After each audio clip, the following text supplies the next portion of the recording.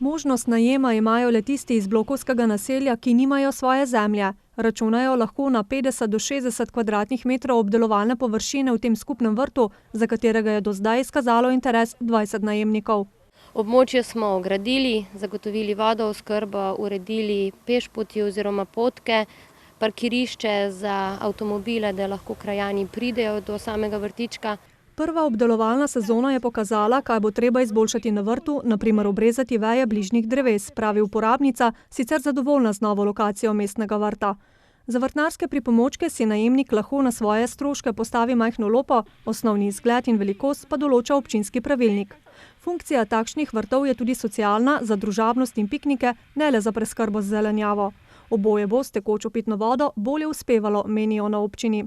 Gre za omrežje, priključek, ki ga plačuje sedaj vsak mesec občina Sevnica. Te najemniki pa plačajo 15 evrov na leto najemnine za uporabo teh vrtičkov oziroma najem. Na razpolago so še površine za od 20 do 25 vrtičkov. Tretji razpis bo objavljen januarja. Prednost bodo imeli prosilci, ki letos še vrtnarijo na območju predvidenim za atletsko stezo.